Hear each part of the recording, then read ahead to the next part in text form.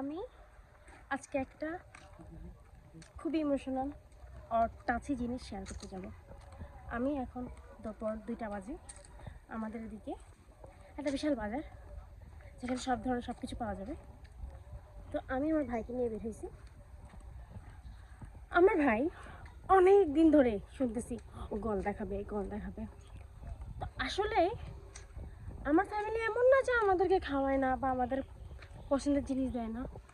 আলহামদুলিল্লাহ, যা চাই তার থেকেও বেশি দেয়, কিন্তু সামটাইমস হয়ে ওঠে না সব দেওয়া। ইভেন আমরা ওইভাবেই নিজেকে মডিফাই করে রাখি। তারপর আমি টিউশন করি, আমি ঢাকায় থাকি, সো পড়াশোনা করি ওখানেই।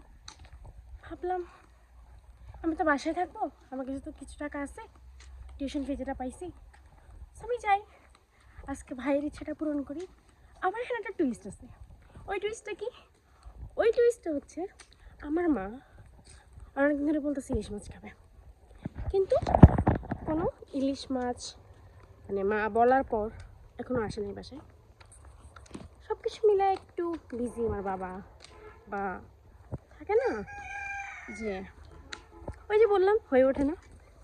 তারপর মনে হলো যে যাই, আমি ইলিশ মাছ আর গলদা চিংড়ি নিয়ে আসি ভাইয়ের জন্য আর মার জন্য।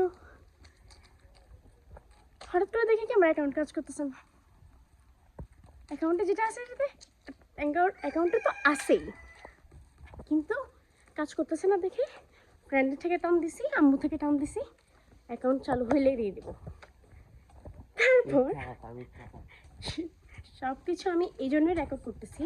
আমি এই যে ভিডিওটা অন শুরু করছি বা ভিডিও করা শুরু করছি, আই বিলিভ আমার কাছে একদিন এমন টাকা হবে যে এগুলা কখনো মডিফাই করে রাখতে হবে না। জাস্ট আমার মনে হবে যে আজকে রাতে খাওয়ার সময় মনে হবে যে কালকে দুপুরে এটা খাইতে ইচ্ছে করছে, সো ফটাফট নিয়ে আসতে পারবো। বিকজ লাইফে খাওয়া ছাড়া আর কি আছে, রাইট? আর ভাই বোন ফ্যামিলির চাওয়া একটু পূরণ করা মেন, এটাই তো মানুষের খুশি, তাই না? তো আমি এই জন্য ভিডিওতে নামছি যে ভিডিও আমি করবো, ইনশাল্লাহ টাকা আমি আর্ন করবই।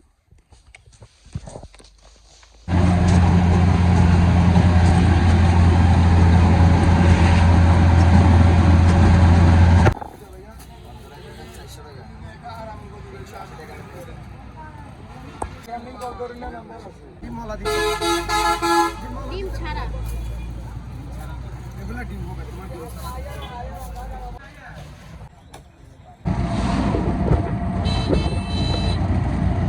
চলে এসেছি কেনাকাটা করে, বাজার করে। বলতে পারেন ছোট ছোট 2টা শপিং মলে কি বাজার করছো? You don't have any idea bro.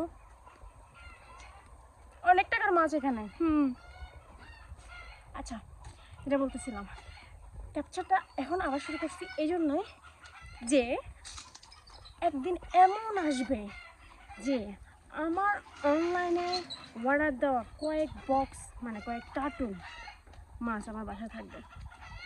ওইটাও করবো, ওইটাও আপনারা দেখবেন।